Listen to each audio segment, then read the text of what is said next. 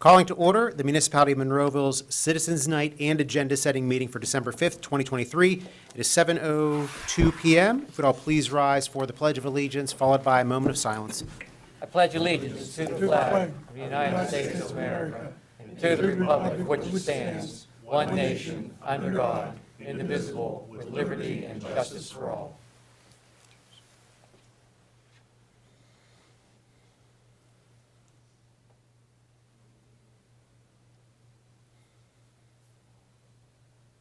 You may be seated.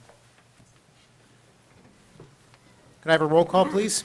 Mayor Griesbach? Here. Mr. Hizzy? Here. Mr. Poach? Here. Mr. Stevenson? Mr. Wolfram? Here. Mr. Adams? Here. Mr. Williams? Here. Mr. Biondo? Here. Mr. Little? Here. Mr. Ratcher? Here. Ms. Rock? Here. Mr. Hugus? Here. Mr. Sedlak? Here. Mr. Weldon? Here. Welcome. So we're going to open the floor for citizens' remarks and comments. This is for any municipal item and for any resident taxpayer. We always ask you to keep your comments to a 5-minute time limit. If you are here for the public hearing for billboards, that'll be later in the meeting. Also, if you are here as an applicant for one of the other items, that would be later as well. But now the floor will be open for anyone that would like to address council on any municipal item.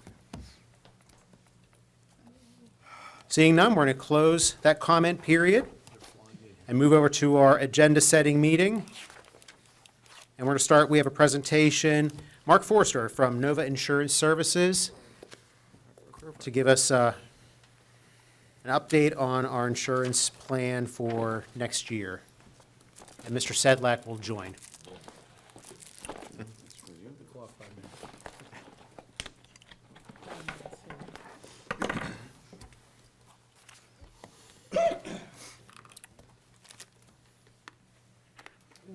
I need my new pen, our annual pen.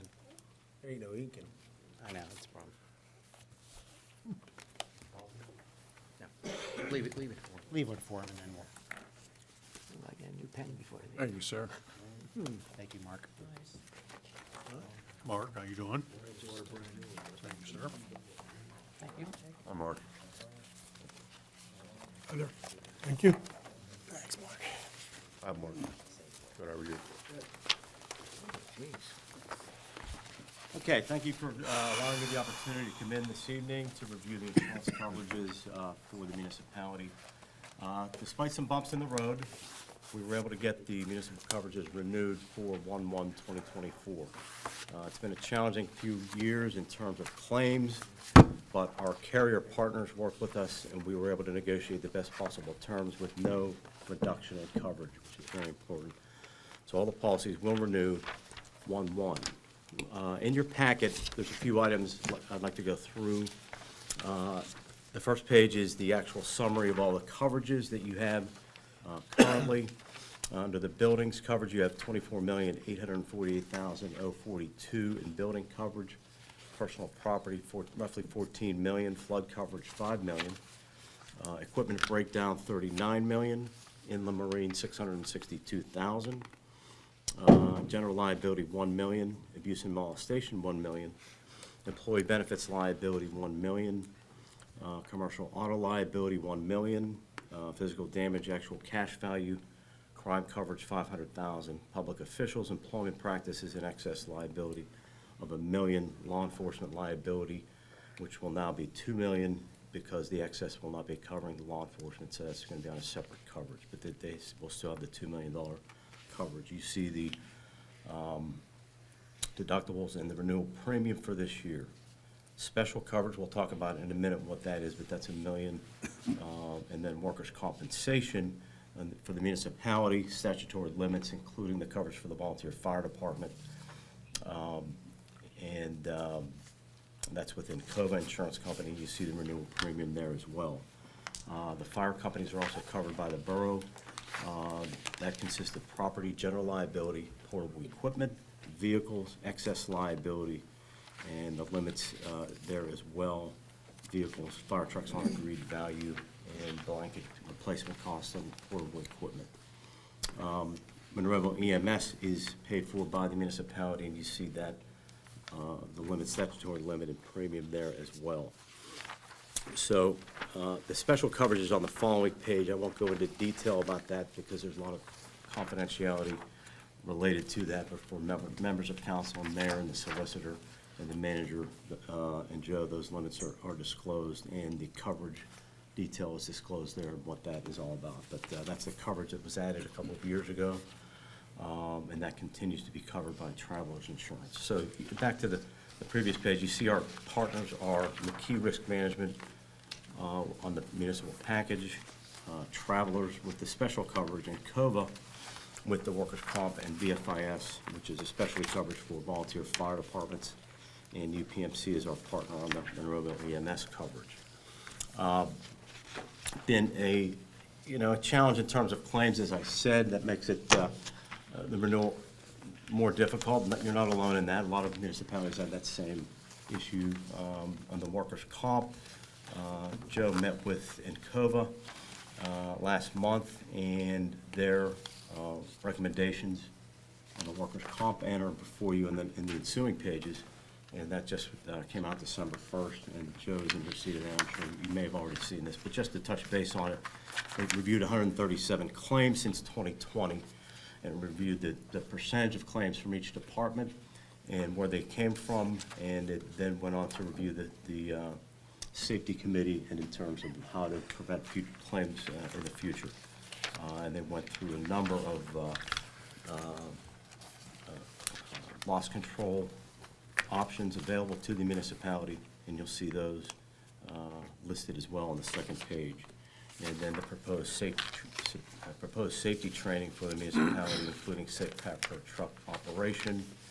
And then they go on to explain some Bureau of Labor statistics. And then there's a separate email that was sent to Joe regarding safety resources specific to the police department. So all this is designed to reduce the number and severity of claims. I think we're all aware that there was one claim that was out of the norm, very tragic, and will affect your renewal premium and your renewal for the next few years. But on the positive side, your insurance partner came to bat for the municipality and for the individual in that particular case, and hopefully it was settled to everyone's satisfaction. You'll see on the following page the certification, workplace certification for the workers' comp. So that's a 5% credit that has to be earned every year. That was started about 25 years ago by Joe and renewed every year. I never want to take that for granted because to the bottom line, it's a $25,000 credit for the municipality, so that's huge. You have the safety committee meetings monthly, and it's attended regularly, and then you apply at the end of that year to get that certification, and you've added 1,000 over the last roughly 25 years. So if you do the numbers on that, and that credit's been significant over a long period of time, so you guys should be proud of that. The next few pages relate to the recommendations on property and casualty coverage. They did a risk control survey back in April, and they found everything to be in good condition. They reviewed 9 of the properties, and they found the public areas were clear and free of obstruction, and the grounds well maintained. So that's another thing to be proud of. So as a result of that survey, there were actually no recommendations generated at this time. The next page is some of the trainings available for the volunteer fire and EMS services in the municipality through VFISU. Some of you firefighters are familiar with that for a long period of time. They're now transferring all that onto online courses for the most part, and your fire and EMS volunteers have 100% access to these training programs that are free of charge to them and to the municipality. So I wanted to point that out and make sure you're aware that that is ongoing. So if anyone has any questions, I'd be glad to, yes? Yeah, I have a question. On this coverage, the buildings are $24,848,000. Is that replacement cost? Yes, that's replacement cost. So they do a survey, and then they increase that with inflation every year. So of course, that went up a little bit more this year. than Another previous question years. is the deductible $2,500. I got a building, I got $10,000 deductible. Would that help our It premium? would, it would. If we moved that 2,500 to $10,000 Yes. ballpark figure, how could that help us on each one of these deductibles? I would have to get back to you with specific figures on that, but I think we could get that down. I don't want to even venture a guess, Councilman, but can I It would get back help, to you on though. that within, I can probably get that to you by the end of the week. Yeah, I think we ought to entertain that. Yeah. Mark, was there anything else on reducing anything on the cost, the premiums by a specific training path for VFIS? Like if X numbers of programs, many of these courses listed on the back page that you see here, it may just be a record keep. The reason I ask is many of these courses are done as requirements for continuing, certification. Yeah. So if they're doing it for their own individual certifications to keep up their continuing education, Pennies there. and we can get credit for it, it's a matter of record keeping. Is there anything with them or not? There's not a specific credit that they apply, but in part of my presentation to the underwriters at the end of the year, I include the training that's been done at each department. And then if the more they do, the more it's gonna help. Right. That presentation. Right, if there was it'd be great if there was a good path that showed that, particularly the bloodborne the things that can lead to long-term injury and disability, bloodborne pathogen, the back and lifting types of programs, the ergonomic part of it, and some of the other PTSD programs and stuff too. Folks get credit for it. Kind of, maybe we should too, see if they could increase that. Yes, okay, I'll gather up. Yeah, because that we can, it's information. record keeping, really. Yeah, I'll know, gather that information from the chiefs and see, Well, if VFIS, I know the chiefs can get it, and they get it, I just did mine, that's why I know that. Yeah. Here's my continuing education record, it's all together, it's done, blah, blah, blah, that's great, congratulations, continue on being a paramedic. But I'm gonna see if there's anything that we specifically can get, even if it's their programs, because their programs are approved by the state for continuing education credit. You have a choice, like I take an annual vehicle driving program. I usually choose the VFIS one, yes, to do that. yeah, they're the largest provider. of Right, that. but there's two other options that Yeah. you can take, and it meets the same credential. Right. So I just happen to choose that one all the time. So, if it helps with them. For sure. Council, any other questions? What is the inland marine In insurance? the marine is your loose equipment. It's an odd term, insurance term, called loose equipment. It's not I attached thought to we got a vehicle. workboat, I thought maybe it was just we got a workboat, that we didn't know about Fravers Creek. It's an old school name that never changed. So you'll get back to us on them adjusted premiums yes. with those deductibles raised to either $5,000 or Yeah. $10,000. Yes, we should have that to you by the end of the week. Oh, there's actually, 3 of them with 2,500 and the inland marine's 1,000. I mean, them deductibles could probably, Yeah, compressor, a compressor or something like that. I mean, right now, the $5,000 on vehicles, you have a little fender bender anymore. They're Right. there. Yeah. Yeah, we've been paying a lot out of our own pocket here because right. it's like $5,200 for a little fender bender, and we end up paying the whole thing. You smash one of them garbage trucks, the tires are gonna cost that much. Yeah. That's, I mean, that deductible for 2,500 on the equipment breakdown, when you got almost 40 million in coverage, that's pretty low.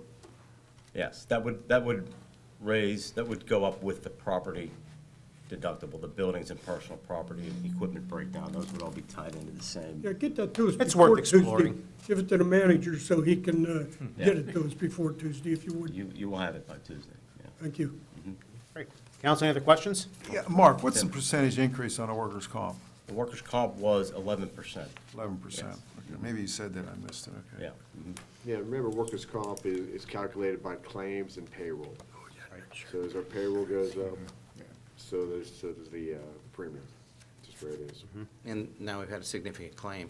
And then the claims that we've had have been pretty serious recently. And so- how long until that impact is retired? That's a 5-year window, 5-year wait. and that's just the way that it works. So, Very good. Mr. Sedlak, anything else from your point of view? Mark, great job as always. Thank you, Mayor. Appreciate it. Thanks, Mark. Thank you all. Great job. Thank you all.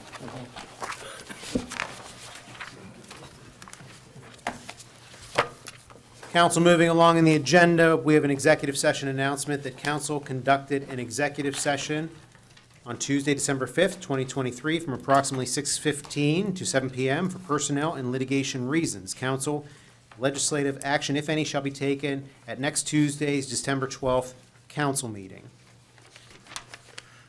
Council, you have the reports of the tax collections. Does anyone have any questions or comments regarding those? Hearing none, the list of bills and the budget transfers for this month. Any questions or comments about those, council? Hearing none, moving over to the payroll report. Questions or comments? Hearing none. The vacancies on boards, commissions, and authorities we will consider next Tuesday, the 12th, and we are moving over to our old business 23-5-C, that is RT22 MTWP LLC. This is an item that has been tabled for some time, and this is a public hearing item. Mr. Little, please. Yeah, applicant's requesting a conditional use approval to install a billboard pursuant to the Monroeville zoning ordinance 1443 as amended. 307.14 billboards. The property is located at William Penn Highway, tax parcel 743J297 in the C2 Business Commercial District. Planning Commission recommends denial of this application. This applicant requested tabling of this application until Tuesday, December the 5th, which is today, at the council agenda-setting meeting. And this is a conditional use, a public hearing. Anybody giving testimony will have to be sworn in. So is there anyone in the audience that plans to or likes to do add testimony? Now would be your chance to stand up, if you would mind. Also, too, if by chance, if you're here and you're listening to it and you decide down the road as we go through the meeting that you do want to add testimony, it's no problem. We can get you up here to add testimony, and then we can swear you in at that point. So everyone that's standing, please raise your right hand. Do you swear to tell the truth, the whole truth, and nothing but the truth? I do. Thank you. Sir, the floor is yours. If you could just introduce yourself. Thank you, Mr. Mayor. My name is Kevin McKeegan. I'm an attorney with Meyer, Unkovic, and Scott here in Pittsburgh. We represent the applicant, R222 MTWP Devco LLC, who I will refer to tonight as Wolfgate. It's a little bit easier on the tongue. I do have a package of exhibits, so I'd like to call a brief timeout, pass those around. We've already given one to the court reporter, and then we'll proceed.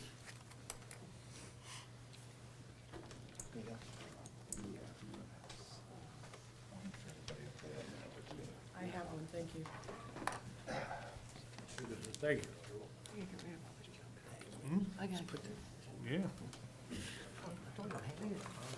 Yeah, you can. Oh, we killed some trees for this. We do, yeah, well, we do electronic. It's okay.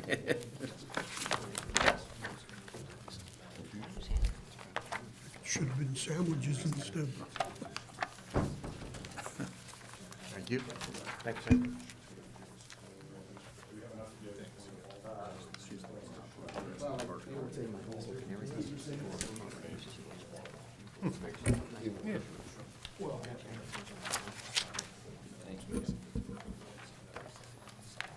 Thank you.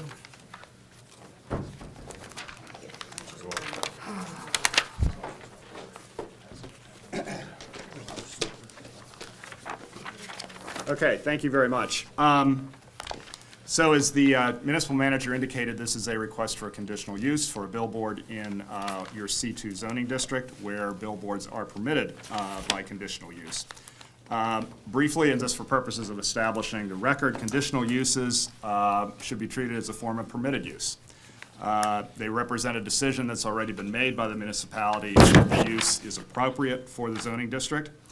Subject, of course, to review by the governing body for a conditional use to be certain that any objective or specific criteria in the ordinance have been satisfied. Pennsylvania zoning law is clear that once compliance with that specific or objective criteria is established, then any objectors have a heavy burden of showing why the particular use should not be allowed in the requested location. The request before you was reviewed by the Planning Commission in August. It is correct to say that they recommended denial. Because the Planning Commission concluded at that time that the sign might block an existing sign. We don't necessarily agree with the Planning Commission's analysis of that, and as a matter of fact, we disagree with it. But in light of what the Planning Commission did, Wolfgate has shifted the location of the sign on the subject property, and we do have some demonstrative evidence to show that it no longer even comes close to blocking any other signs. I do have 3 witnesses who are going to walk through the exhibits for you tonight. Tim Earl, and I'll spell his last name, E-A-R-L-E, is with Wolfgate. Carolyn Yeagle is a planner with a quite extensive resume. She's with Environmental Planning and Design. Carolyn's going to review the criteria in the ordinance to the extent they haven't already been addressed. And then we asked Josh Hato from Wooster and Associates to come and provide some testimony regarding the traffic provisions that apply to billboards as conditional uses. In order to save some time, the first 2 exhibits that I gave to you tonight are a redacted copy of a real estate purchase agreement between the current property owner and the applicant, and an authorization letter from the current property owner to the applicant. Those are submitted for the purpose of establishing that the applicant has the right to seek the approval. It's doing so tonight. So, Mr. Ratcher, I don't know if you have any questions on that, but I wanted to just make those part of the record. No, you're good, you're good. Thank you. All right, with that, Mr. Earl, could you please step up to the plate? All right, Mr. Earl, could you, for the purposes of the court reporter, state your name, your address, and maybe describe a little bit your role with Wolfgate and what you do there? Yes, my name is Tim Earl. You have the spelling. One of the principals with Wolfgate, the parent company of the applicant for this property. I am in charge of having the plans prepared. I put together the application here. I made the application. And that's my main role as part of this. Okay, and what business is Wolfgate in? What does it do? Wolfgate is in the billboard development business. Okay, and can you briefly describe your experience or Wolfgate's experience in that business? I've been in real estate development for almost 20 years, my entire career. Specifically billboard development for the last approximately 9 years. Okay, so the next 3 exhibits, and again, I'm going to go through these introductory exhibits fairly quickly, if you don't mind. Exhibits 3, 4, and 5 are some views of the property. Exhibit 3 is the Allegheny County block and lot map, which we've blown up a little bit for the property, and it is the parcel, Tim, that's outlined in red on that drawing, correct? Yes, correct. Okay, which is tax parcel 743J297. Are there any structures on that parcel at this point? No, it's a vacant parcel of land, yeah. Okay. And the county lot and block map says William Penn Highway. That's another word for Route 22, correct? Route 22 business, yeah. Okay. And if we take a look at exhibits 4 and 5, based on your experience in the real estate industry, you characterize this as a commercial area, correct? Yeah, it's a highly commercialized corridor area, surrounding area. Yeah. Okay. And exhibit 5, is that a Google Earth street view of the property? Yes, it is. Okay, and the property is that roughly triangular shape that has a for sale sign on it, correct? Correct. Okay, all right. Just for purposes of orientating everybody, on Exhibit 4, Route 22 runs kind of diagonally across the page with the property towards the bottom, and the second page is a similar, more close-in shot, but with the property on the top of the page, indicated by the red arrow. All right, so let's move on to Exhibit 6. And Tim, could you tell the council what Exhibit 6 depicts? What is this? Yeah, so Exhibit 6 here is a site plan for the property. It shows the parcel lines of the property. It shows the proposed billboard structure located in the center of the property, along with the dimensions from the property lines to the edge of the billboard structure. There's also a zoning table outlining the zoning requirements that are applicable. Not to interrupt you, sir, but if you scoot that the opposite direction from what you see. There you go. There we go. Okay, to do that, and then allow, our camera can zoom in on that. Okay. As well for the people at home. Great. So when you do that, watch what you're doing. It moves the opposite direction. So go ahead and recenter it, please. the parcel drawing that you're referencing. Yeah. Yep. Is that good, like, right there? Okay. So, the parcel is shown on the survey as having roughly 2,700 square feet in size? It's Yes, a very small correct. parcel, Yeah. correct? Very small. And the colored block in the upper right-hand corner, that's a copy of the zoning map, correct? Correct. With the property in the C2 zone? C2 zone, yes. Okay. And below that is a table which lists various zoning requirements. Does that table indicate that any variances are necessary for this project? It indicates no variances are required. Okay. Now, we talked a little bit about the Planning Commission's evaluation of this. Can you describe for the council how you responded to the Planning Commission's concerns? How was the location of the sign changed on this plan? Yeah, so this sign, from when the plan was shown, presented to the Planning Commission, this plan now shows the billboard structure moved back an additional 7 feet for a total of 17 feet from the right-of-way line, which is the front edge of the property. Because of that, because there were signs to the west and to the east, that the Planning Commission had concerns that the billboard structure would block the view of their signs, the adjacent signs from the roadway. By moving it back, it eliminates that conflict at all, with no questions of whether there's going to be a conflict there. So that's what we wanted to respond to, those concerns that were brought up at the Planning Commission meeting through the revised Okay. plan. So the sign has been moved deeper into the property, if I can put it that way. Correct. Okay. Yep. Could you repeat that dimension again? It was moved? 7 feet, additional 7 feet. Additional. Additional 7 feet. Thank you. Yes. So it was 10 before? It was 10 7 before, now. yes, which is, Okay, now, let's review a little bit of the construction details, which are also shown on this exhibit. How large will this sign be in terms of square footage? 150 square feet. And is that a size of billboard permitted by Monroeville's ordinances? Yes, it is. And what are the exterior dimensions, the height and width of this sign? So the vertical dimension of the sign face is 10 feet. The horizontal dimension of the sign face is 15 feet. And then the sign structure itself is 24 feet total height above the grade. Okay, and the do top all of the those, do all those dimensional boundaries, so to speak, comply with Monroeville's ordinances? Yes, they do. Okay, all right. Now, let's discuss what type of sign this will be. Will this be a, I think the buzzwords are digital or a static sign? A digital, yeah, we'll have LED digital faces. Okay, and how do digital signs operate? Can we talk briefly about how these signs work? Sure. So it's a series of static images that are shown on the sign face, on the digital face, and then they'll instantaneously change from one static image to another static image without any movement, scrolling, fading, pixelating. It's an instantaneous change, so you'll only have a series of static images with no motion, no video. Okay.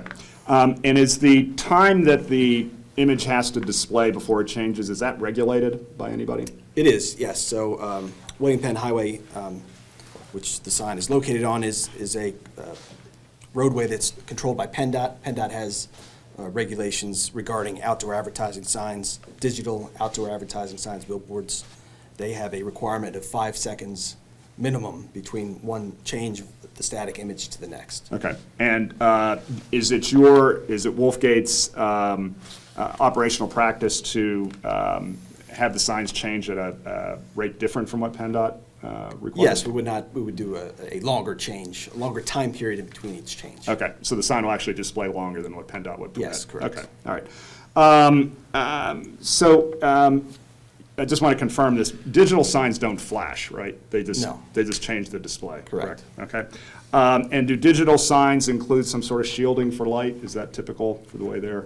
Yeah, they're designed to direct the light towards the roadway. Okay. And limit the light in other directions. Spilling out, okay. All right, so let's take a look at Exhibit 7. Before we do that, I just want to go back to the zoning map on Exhibit 6 for a minute. Are there any residential zoning districts close to this property? No. Okay. In your research for this site, were you able to locate any parks or similar public features close to the property? No.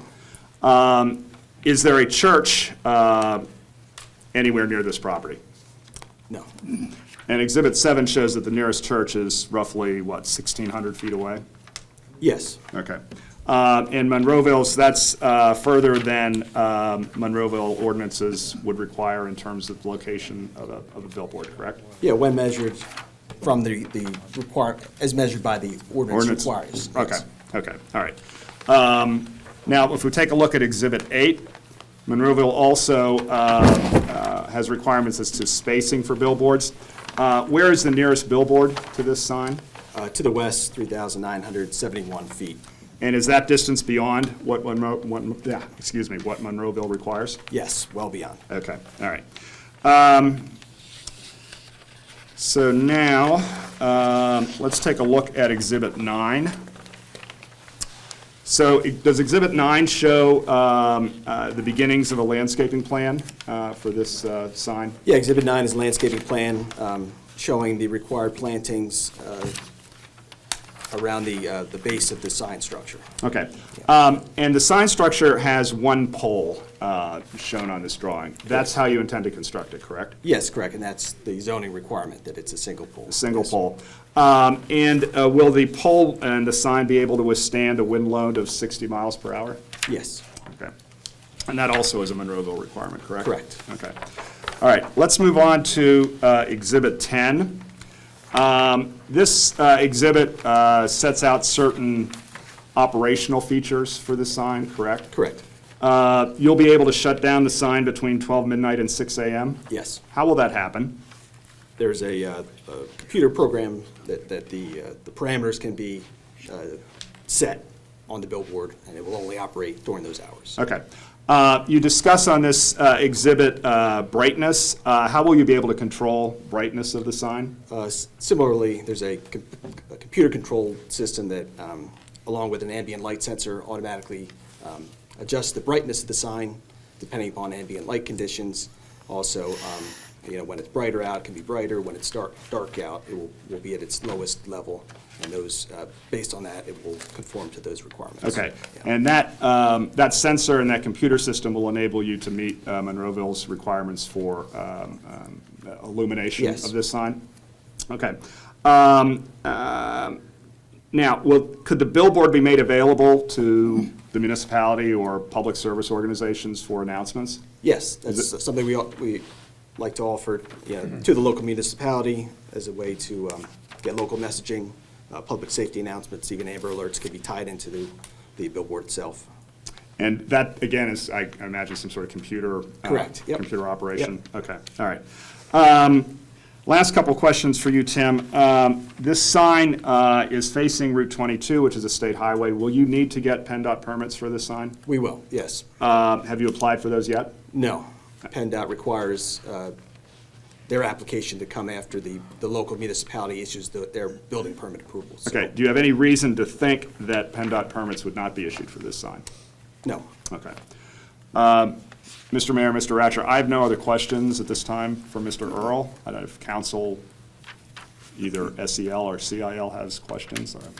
Regarding the 12 a.m. to 6 a.m., will the screen just be black or gray at that point? It will be completely black, yes. Just turned off? Off, yes. And then this is not for a particular business, this would be for any business that would contract with? Correct, yeah. Wolfgate. Because there's no business on the property, so yes, it would be. And then was that parcel subdivided from one of the adjacent properties? My understanding, it's been vacant forever.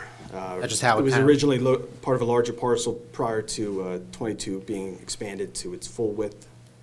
I think that was in the 40s. But it wasn't 40s. recently done? No, Yeah. no. That was just a leftover? 7 years. Leftover try? 7 years been vacant.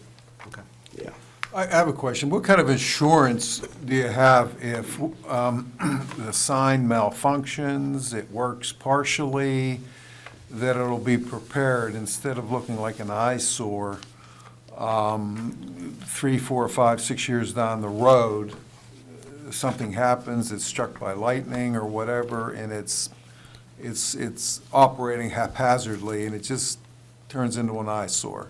Well, with the modern sign faces, again, you can program them using the computer that's within the sign to actually turn off if there is a malfunction or to freeze, so there's not a an issue that is going to cause problems. But I think, are you referring to if it's actually becomes more of an eyesore that it's not being maintained properly? Because I think there are provisions Well, yeah, in the ordinance. maintenance, about and I maintenance. know LED signs now are much better than they used to be, but, Yeah, as That an seem- operator of the sign, I mean, your advertisers are not going to pay to have their image there. They don't want to have an image on the sign if it's going to not look like the quality of the business that they want to advertise. So, yeah, I've never in my experience seen a billboard operator not fix the sign because that's, otherwise it wouldn't be. what business is this going to be for? This would be any business that wants to advertise to the visitors and residents of Monroeville who travel that roadway, so local No, business. I mean, it's for a business there for the, No. This It's is an off- it's an advertising, it's an oh, okay, offsite okay, advertising. Yeah, so- okay, I'm with, okay. I see in Exhibit 10, you have some restrictions. Adult or sexually oriented businesses, obscene or profane language, verbal or musical announcement or noises, display any moving, flashing, fading, scrolling, or animated text or video. Yeah, so again, I know some of this, it can't be regulated by zoning ordinance, so we want, when we work with the municipality or come in and want to point that out, that we're happy to self-restrict those items to fit in well with the municipality. And, I'm sorry, go I was going to ahead. say, and I had two questions, but one of them sort of was answered, that amber light sensor. Apparently, you don't want bright lights at night shining on the people driving down the road and stuff like that. The other question I have, Mr. Little was sort of touching on, I says, if the sign goes stagnant or something like that, there's a problem with the lighting, is there a way that you'll be able to know that? Will the computer tell you somehow along the way, or how will you know the billboard's not operating properly, I guess I should say? So there are actually cameras that are mounted on the outside of the structure that will constantly monitor. You can always see what's going on. Okay. There's an alert, and you can then see if there's an actual problem, yep.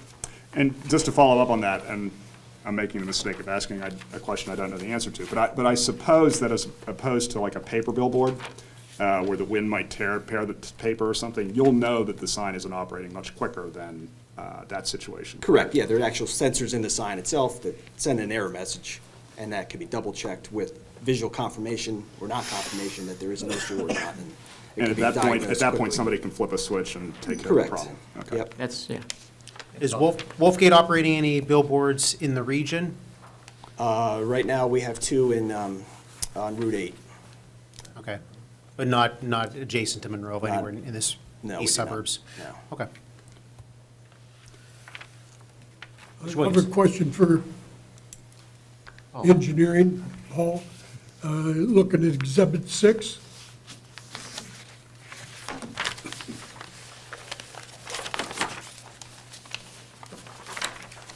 Okay, now, the setback on building 3843 to their property line, it looks to me like it's only about 20 feet. Does that interfere with that setback of that building, according to our regulations? No, there's no minimum distance between a sign and an existing building. About the property line? Yeah, and they meet the setback. So if the existing building encroaches closer to their property line, it's not their issue to deal with.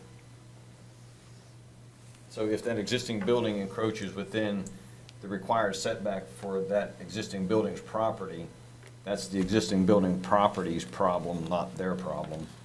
Okay, how did you arrive at this piece of property? Is this a self-standing piece of property, this triangle?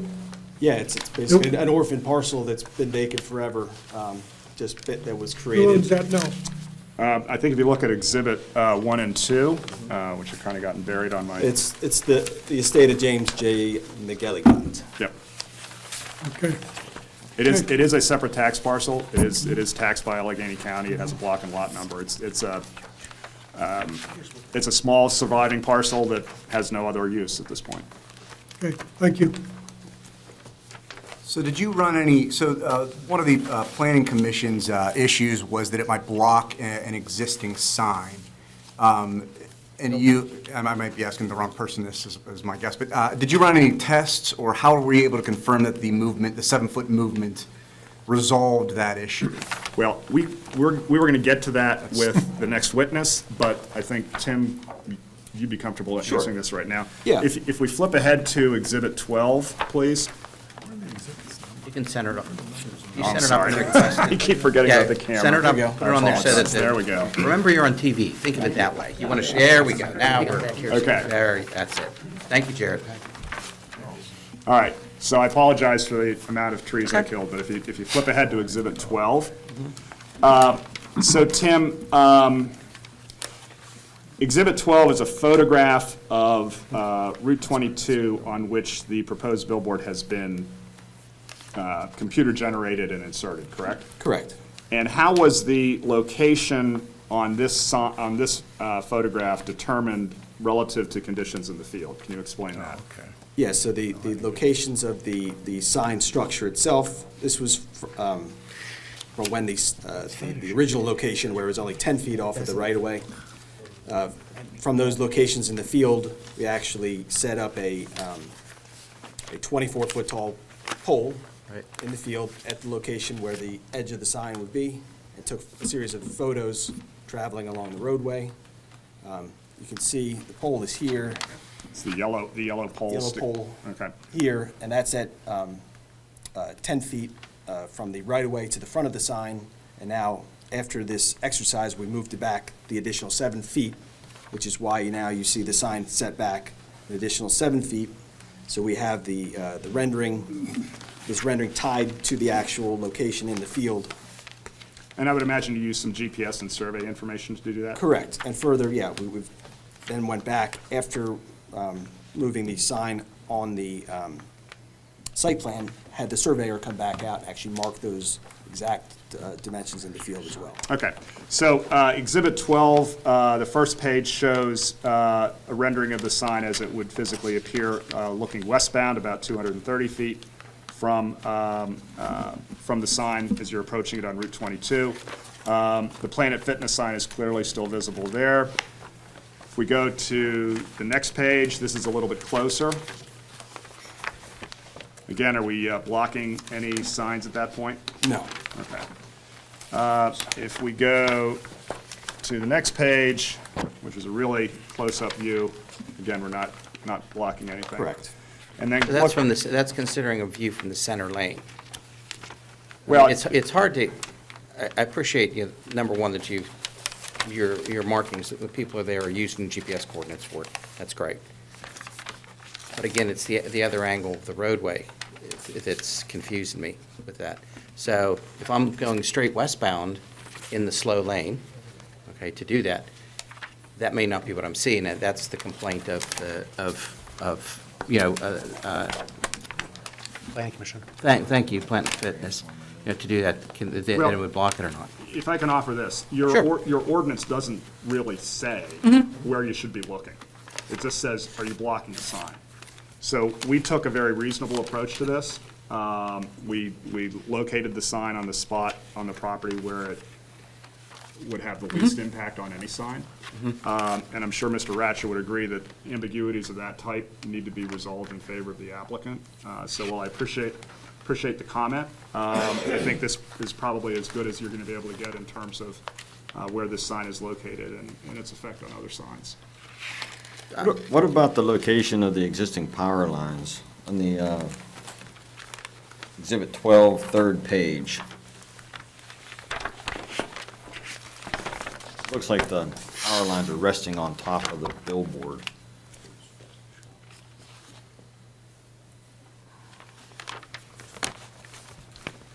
I think they would run behind the sign itself.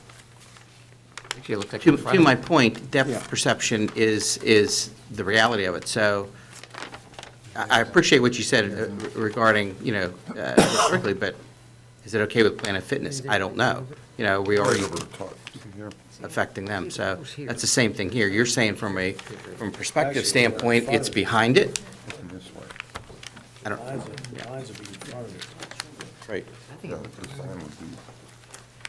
You think Well, in front of it, Jeff. Okay. In regards to that, question. That's true. As far as encroaching near a power line, is there any kind of regulations from, Not from the municipality standpoint, but those look like communication lines that probably like Verizon or somebody. So those are near the roadway then, Paul, they're on this side?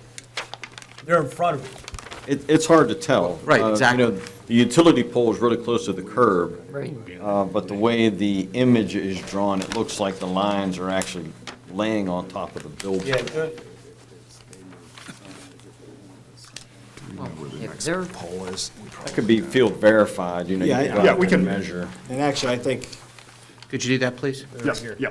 Thanks. all of those may have been taken down. I mean, there's lines laying on the ground at the moment.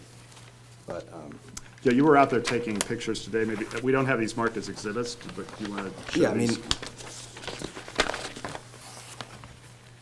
so that question, the question would be, how far off the road is that sign sitting back then? Well, that's on the site plan. Yeah, that's on, Yeah, yeah. is that all it is, 17 feet? Jared, could you zoom in a little bit on that, please? 17 feet. And if you want to move it over, so yeah, there you go. so yeah, this was taken this afternoon. It's hard to see, but this is me standing at the front edge of the sign as presented here, 17 feet back from the edge of the right-of-way, at the stake that was set by the engineer. And, you know, from this perspective, you can't really read the Planet Fitness sign. I don't know even how far back this is, but clearly the front edge is behind, the front edge of our billboard is behind the back edge of the Planet Fitness sign.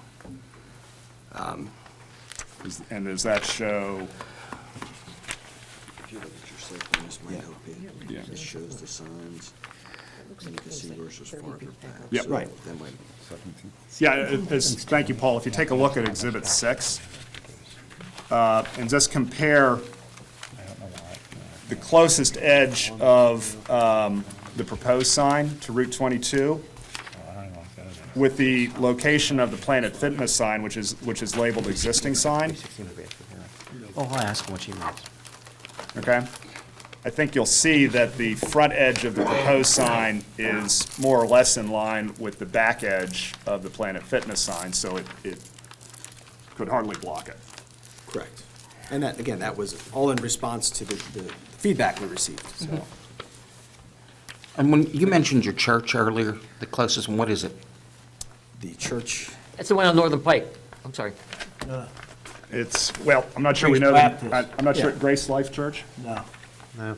No, You it's missed- a Christian Two on church. Northern Pike. You got Two on the Northern- Islamic It's Center. a Christian church. Right behind it. Well, Yeah. except that your ordinance says you measure by looking at the roadway and taking it straight down along the center line. of the road. I stand corrected. Are you planning on moving that one sign, the yellow sign, in Exhibit 12? The Planet Fitness sign? I think the Yeah. map- No, that's no, on, that's on somebody else's property. We can't touch that sign. Yeah, yeah, I mean,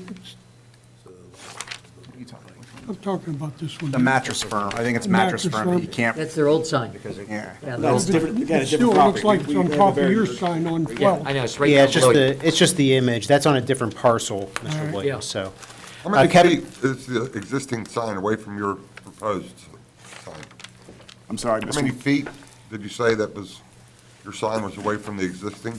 I don't know that we have I that don't think we have a dimension. dimension now. We'd have to, I we think can you we can mentioned get that for something you. about like 165 feet. 1,200 feet. Oh, I'm sorry, no. Your ordinance has a spacing for other billboards, okay, other signs that are advertising off-site businesses. We are close to, what do we say, close to 1,300 feet away, 3,800. 3,000 feet away from the nearest billboard. There are plenty of other signs in the vicinity, but they're all business signs. And your ordinance does not regulate distance between billboards and advertisements. Kevin, I know that you have other individuals to add testimony, so what I don't want to do is get into asking questions that are going to be answered by your other witnesses. Okay. So if you want to just go on through presentation, Sure, and we'll. thank you. We'll compile our questions as we go as well. Okay, all right. Anything else for Tim before I ask him to sit down? Okay, thank you. I'll be right here if you need me. Thank you. Thank you, Tim. All right, Carolyn. I just brought larger ones. Thank you. Need it? All right, Carolyn, could you state your name, business address, and what you do for the record? Certainly, yes. My name is Carolyn Yeagle. I'm with Environmental Planning and Design, and I work in the municipal planning field, the community planning field, both with the private sector and the public sector. And Exhibit 11, which I've handed in, the last 6 pages is your resume, so to speak. Yes. Mr. Ratcher, I'd invite you to take a look at it, but I'm going to offer Carolyn's testimony as an expert unless you want to. I don't think that's a problem. Okay, thank you. We'll accept that. Thank you. All right, so Carolyn, just again, by way of establishing some background on the record, what's your experience in reviewing projects for compliance with zoning ordinance criteria? Is that something you frequently do?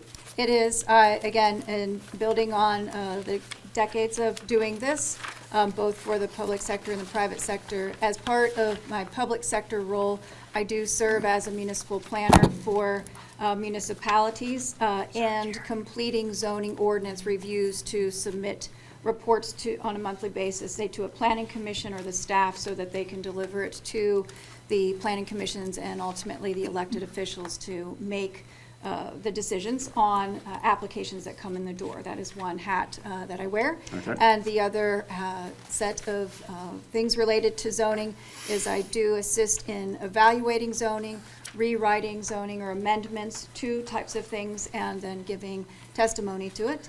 And then one other sphere of our practice is we work with the private sector if they're going to be putting applications together so that they can comply with the zoning ordinance that a municipality may have. So looking at things from multiple sides. Okay. And for the purpose of preparing the report that we're going to discuss tonight, did you review Monroeville's requirements for advertising signs? I did look at the requirements associated with this application, Okay. yes. And did you visit the property? Yes, I did. And did you review the other exhibits that we've submitted tonight? Yes, I have. And based upon all of that, and we'll go through it in more detail, but what conclusion did you reach regarding this application? As part of the conditional use criteria, which is the subject discussion for this evening, the application, as we have reviewed the site plan and the criteria within the ordinance applicable to this application, that the application does comply. Okay, so it meets the requirements that Monroeville has set out for a billboard. Yes, it does. Okay, thank you. That's our understanding. Okay, thank you.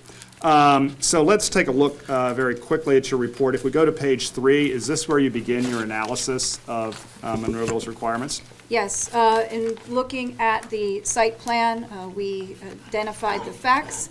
We looked at the policy documents, the zoning map, the site plan application materials, and identify a series of findings. Okay. The first one is that we believe that in looking at the criteria outlined for this use as part of being in C2, that it does fulfill those criteria.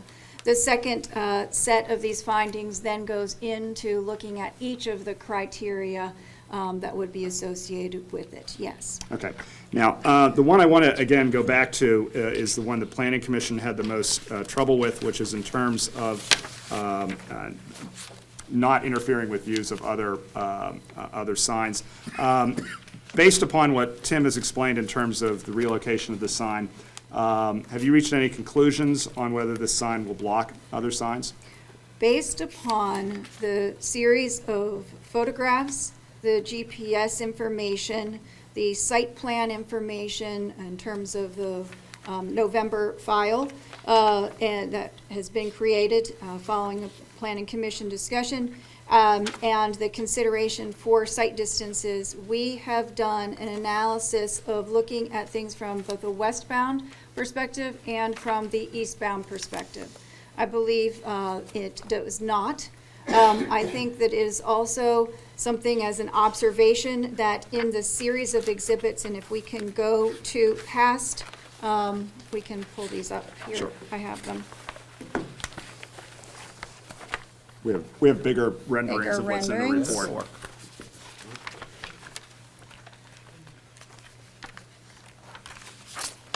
In addition to the westbound and eastbound views, we also looked at a sign obstruction comparison in thinking about the different distances.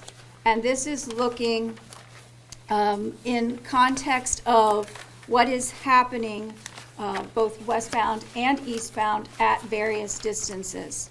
From getting approximate or essentially as close as we could in comparison dimensions of length, what is happening.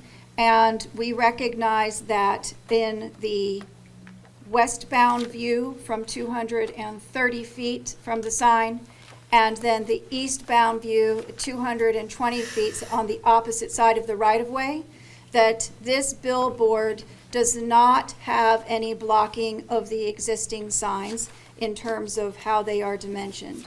If we were looking at it from the eastbound, or we were driving, where we were eastbound and looking at the equivalent right-of-way, meaning that right-of-way, that there is actually signage that is blocked on the other side. So while there is a set of criteria that is saying that there are no obstructions, and we believe that this application has no obstructions based, again, on this comparison view of these corridors, we do recognize that there is some obstruction within the existing corridor. It is just not in our site plan location. Put more simply, it's not unusual for signs to be semi-blocked as you go up and down 22. There is overlap on signage on Route 22 today. Okay. All right, and we've got those comparisons of existing conditions on other properties, and we also have with Exhibit 12 full-scale copies of those photographs that are in the report. Oops, but this is to our new ordinance. Sorry about the other stuff. We're more concerned about what we are now. No, you're. No. No? No. It's not? Okay. No, it's judged by the ordinance in effect at the time the Okay, application was filed. that's fine, thank you. It's a fair question, but. Yeah, but I mean, it's, I was asking the point. We did our analysis based upon the ordinance as associated with the application. Okay, Yes. great. What they're talking about in the ordinance where a billboard can't block an existing sign, that is specifically for off-premise signs, billboards. Another business can put up a sign that blocks another business, but a billboard can't block a business sign. And these on the west, what is this, the eastbound, or the top section, these are all business signs. They are. Correct. and None of them it's- are billboards. That is Correct. correct, and given that the next billboard is 3,000 square feet, or 3,000 feet away, or plus or minus, we were needing to understand what was happening within the corridor. We thought that was at least something that was important for us to be able to understand. Yeah, Exhibit 12, I context. mean, just so everybody understands, what we're establishing here is that for this particular sign, it doesn't block anything. But in terms of how conditions are in the field, in terms of sort of more general conditional use criteria, whether this is something that's outside of the ordinary for the municipality, it's not. All right, I have no other questions for Carolyn unless council does. Counsel? I mean, I guess, are there other billboards that aren't business signs on Route 22? The nearest, In that corridor of Route 22, I guess is the way. Oh, yeah. the nearest But one, not in proximity, they're I in guess that's what excess I of the mean. distances Yeah. required by the ordinance. What are the two you mentioned? Because you did mention there's distances. there's one to the west that's about 3,000 feet away. I'm not sure I can testify. I think there's one on Johnnet Plaza. Is that one that Is we're? that considered a billboard? Johnnet Plaza's lighted. I think he got that approved under the guise of a business sign. Mr. Wheeland, could you maybe shed light on this? So we're asking the other billboards that they're referencing that are nearby the different distances, which ones are they, just for, I assume the one is the Johnnet by Elmer's. and what about westward? Oh, you get down to the bridge, you have, Yeah, there's one down Yeah, there. but those are- probably like That's about Wilkins 6 or 8 Township. billboards. It's up on the hill. Yeah, they're up on the. They're all like non-conforming from many years ago. We had our MS4 application on it. I mean, I guess the one that I'm thinking of is like kind of built into the hillside, and it Right. doesn't, it's not really, By Coles? yeah, you could it's see kind of it like across at from a Kohl's. Sam's Club. Right. I have one question still.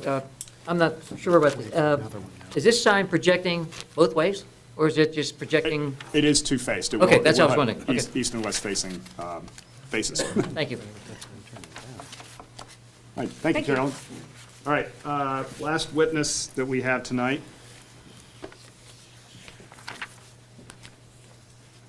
Good evening. Could you give your name, address for the Sure. record? Joshua Haydo, Haydo. I'm with David Worcester and Associates out of Crafton, Pennsylvania, and I'm a traffic and permitting engineering consultant. And are you licensed as an engineer in Pennsylvania? Yes, I am. Are you licensed in any other states? Yes, 13 in total. Okay. And is most of your practice concerning traffic conditions, and traffic analysis? Primarily, yes. And for purposes of the proceedings tonight, did you take a look at Monroeville's ordinances to the extent that they have traffic concerns expressed for billboards? Yes, I did. And is Exhibit 13 the report you prepared? Yes, it is. Okay. This is a very short report, so I don't think we need to belabor it too much, but let me just ask a couple of very specific questions. In your professional opinion, have you concluded whether or not this sign meets the traffic standards in Monroeville's ordinances? My conclusion is that it does, yes. It does. In terms of the sometimes expressed fear that billboards can cause a distraction, can you discuss what studies the Federal Highway Administration has done and what those have established? Yes, I'm familiar with some studies that were conducted by the Federal Highway Administration. A little bit over my head in terms of the biology and thinking things about how fast your eyes react, but, you know, it's a reputable source, and they've concluded that there is no distraction associated with billboards of this type. Okay. So you would not expect the operation of this sign to create any unexpected or unusual safety conditions? No. Will this sign impact any triangles, clear view triangles, as they're sometimes called? No. One of my main points in looking at this was focusing on, again, ordinance requirements pertaining to traffic. Paramount is obstructing sight lines of cars, being able to see other motorists, and the sign potentially interfering with traffic control devices, traffic signals, and absolutely, I see no chance of that happening. Okay. So I have no other questions for Mr. Haydo, unless council does. Thank you. That concludes our presentation. We believe we've established that we've met the criteria for allowing a billboard. Oh, thank you. Yeah. A note for the record that we do have, the applicant did receive a letter from the municipality saying that the application meets the requirements set forth in the zoning ordinance, so like that noted as well. But in conclusion, we've established that we've met the criteria. We don't believe that any objector could meet the high standard of proof that they would need to disallow this sign, and we were looking forward to a decision next week. Great. You had exhibits 1 through 13, right? Correct. Just want to That's make sure I right. had them. Yep, Okay. 1 through 13. We assume that the application and the proceedings and That'll all be part correspondence of the with record. the planning Yep. commission will. Yeah, everything that we have relative to it will be part of the record. Okay, very good. Thank you. And I have one last question about Exhibit 10, which is the billboard operation, which is hours of operation, dwell time, the 7 seconds you spoke about, Tim, ambient light, the restrictions about what would be on there. How is that, how would that be part of, how would it be part of the agreement? How would that, maybe I don't know if it's Mr. Ratcher, if this is a question, how would these be set forth as far as, okay, what if, Well, what if the, If what I if, if I can anticipate an answer, the conditional use implies by the very name that the governing body can put conditions on it, and I think we'd be amenable to having those stated. and that's what you're suggesting with Exhibit 10, is Correct. these are the conditions that you'd be proposing? Correct. Yeah, that's why we. Understood. Okay, very good. For that reason, yep. So Thank it's you. easy. I just have one informational question. It's not, you mentioned before about being able to plug it into for emergency alerting, such as Amber Alerts and whatnot too. When you've worked out that agreement, whom do you give that control to, or what is that process?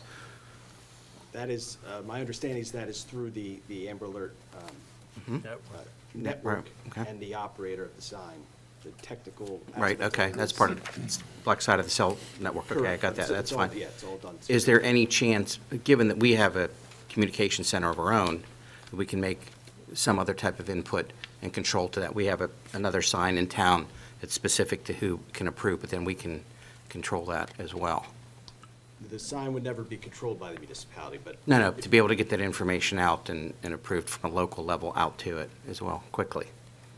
From a content standpoint, Mhm. it would still, for security purposes, go through the operator of the sign. I don't actually know that technical. That's it, just in passing, if you find that out, that'll be great. If I maybe can I translate Sure. your question?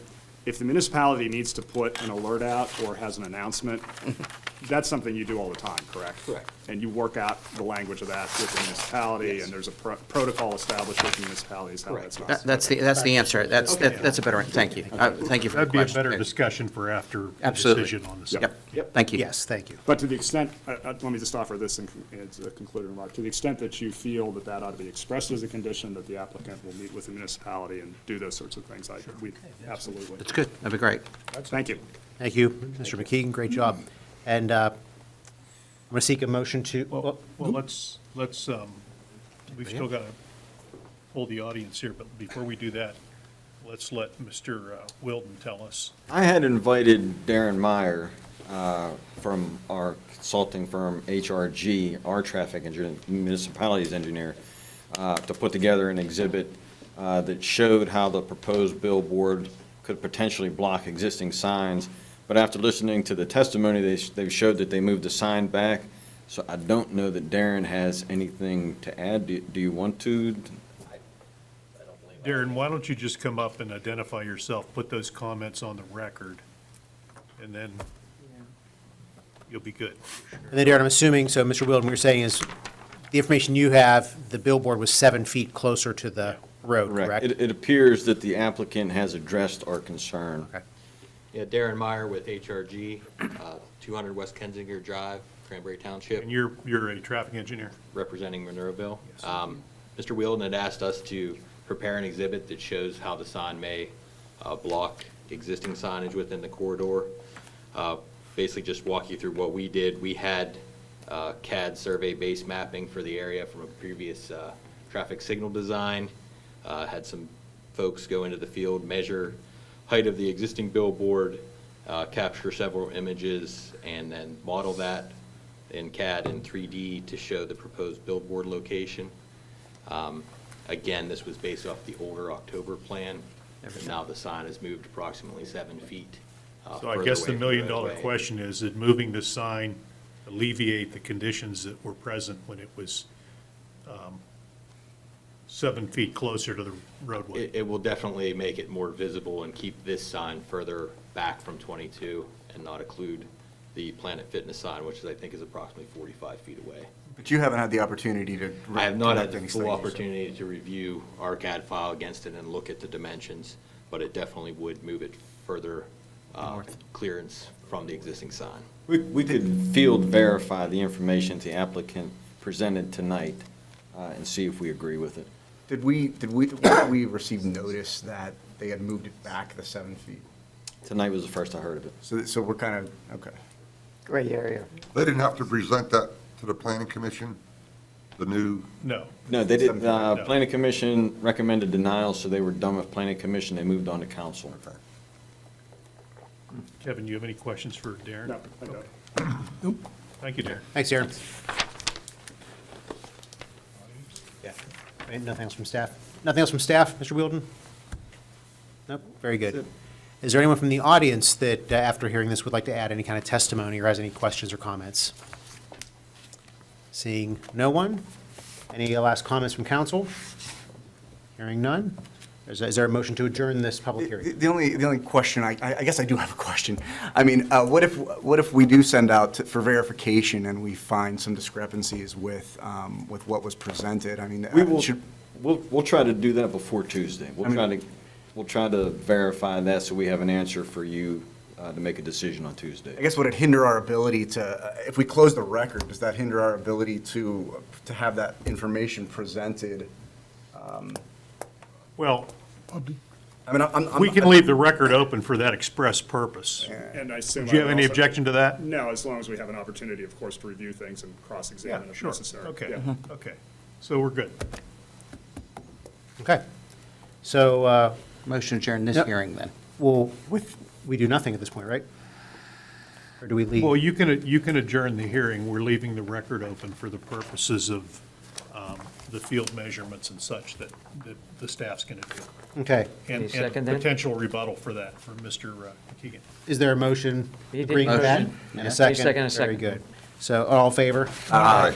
Opposed? That this public hearing is adjourned at this point, and we're going to move on to our next new business, but Thank need you a all. moment? You're okay? And since we're off the record, just for purposes of clarity, we will be back here next, Tuesday. Next night. Tuesday, the 12th, 7 PM. Very good. Thank you. Thank you. Thank you, guys, appreciate it. Council, move over to 23-6-ST Allegheny Health Network. Mr. Little. Yeah, applicant is requesting site plan approval to construct 226-space satellite parking lot for employees and associated site amenities. Property is located at 2526 Haymaker Road and tax parcel 857S4101 in the R1 one-family residential zoning district. Planning Commission recommends approval. Welcome. If you just state your name for the record, please. Good evening, Tyson Miller, civil engineer with KU Resources, and also have. Good evening, Mark Hartman, construction real estate representative at Allegheny Health Network. If you could sign the paper. Sure. You did? Yep. Okay. Thank you, sir.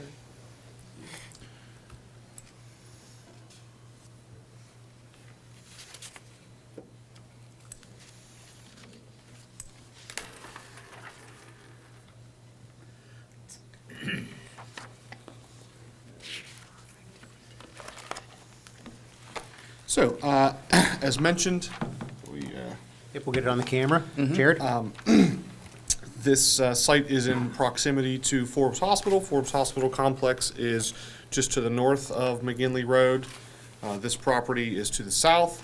The former, apologies, you know the name of what the church was? North That's American not- Martyrs. American Martyrs. Thank you. North American Martyrs, which was recently purchased by Allegheny Health Network, and there's, that parcel's about 25 acres and change, and we're proposing to develop about 4 to 5 acres of that for a new satellite parking facility. This will hopefully eliminate the need for AHN, who's currently renting a facility or renting some space further down McGinley Road. And Paul, you can maybe enlighten me, or the council can enlighten me, there was a new ordinance that's in place, maybe it was voted, approved, but at least we submitted under that new ordinance. That new ordinance provides a medical district overlay, whereby Correct. satellite parking is now an approved use, permitted use in the R2 district, which this is in, but also happens to fall within the medical overlay district, so. And could we go back to the map, Jared? Could you go back to the camera? And then, Mr. Miller, if you could just orient us real quick for the people that are watching. So, McGinley Road. So, yeah, McGinley Road at the top of the page here, so the hospital would be, again, off to the north, that whole complex. Haymaker Road is not shown on this map, but it would be just in front of these residences that are adjacent, and this was that existing church facility building that is here, and the existing parking lot that's behind that. And then the road, I guess we'll say, to the bottom of the paper, of the screen, the one with dots, is that the existing alleyway? No, that's a proposed buffer. So the proposed driveway entrance is the same location as the existing church driveway that comes off of McGinley. Okay. Understood. How are you going to keep the headlights from flashing into those the neighborhood houses there? So there's I believe a 20-foot landscape buffer that's required. We're actually proposing a 30-foot landscape buffer, so we're actually, and I can actually flip ahead to the landscape drawing. Is that lower than the It is lower. existing houses? Yep, it is lower, and we also are going to have a bit of a berm in that area. But you can see we have a pretty significant, there is existing vegetation there now, which it's kind of hard to see. There's squiggly lines here, that denotes the existing tree line, and then we're, again, augmenting that with proposed landscaping along that whole perimeter. But it is, as you mentioned, it is lower, so we don't believe that that will be an issue. And following up on that, would you be opposed to putting in a specific 4-foot-high berm just to specifically block any headlights from shining into those houses? maybe on the second floor of those houses? We have a cut and fill to. I think we will have enough material to be able to do that. I can't say that it'll help the second floor, but certainly I think we are not opposed to putting a berm in that location. Well, if you put the berm close enough to the curb line, if a car was pulling in, the headlights would hit the berm. Yeah, I create think- a shadow on the house instead of the lights hitting the house. Sure. Typically, you would have that berm back a couple of feet because we would have that landscape planting right behind the back of curb. So it might be 3-4 feet behind, but yes, it could be situated that it's as close to the vehicle as possible. You can even plant that berm. It doesn't have to be Yeah. just grass. I mean, you could put trees and shrubs on We it. could, but Just that is something we could certainly evaluate. something that's solid year-round, that we don't have to worry about leaves falling off in the fall and then people getting shined on in the winter. Probably help a little bit with sound, too. Sure. Could we go back to the first page, please? That, yep. No, we back on, well, yeah, I meant up there. So how many entrances are there to this parking lot? So there is one entrance on McGinley Road, and then there are two connections to the existing parking lot of the church, which ultimately follow this road here, if you can see my finger, out to Haymaker. Have we asked, or would we ask or have a consideration for a traffic impact? It was submitted and approved. So it's not significant? Correct. Well, I mean, it was significant enough to warrant a traffic impact study, which is typically triggered, I don't recall if it's 50 trips or 100 trips. But there was a traffic impact study was submitted. It was reviewed by, actually, you left, but by HRG, and recently we received a comment letter indicating that they agreed with the findings. So, but again, these are existing trips that occur today. It's not like the hospital is hiring another 226 employees. It's just happening further down on McGinley, and now they're being shuttled. I'm aware where it comes from, too, and it wouldn't change anything if they, my concern is the coming in and out of the old church entrances and exits. If it's in and off of McGinley, you're right. What's the difference? Either they're going up the hill past it or in there. So there's no significant impact on McGinley, I would assume.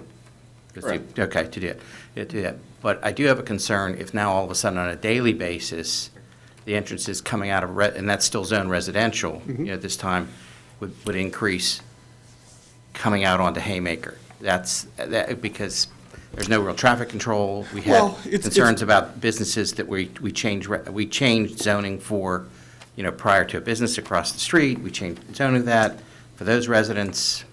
But correct me if I'm wrong, it operated as a school, did it not? So there was significant traffic that was associated with that building at one point in time. A couple times a day and 5 days a week, and then the church in some cases. So it's not the same as the hospital. I mean, Could you have the make all addition. left turns from the traffic light instead of the exits where the church had their curb cuts?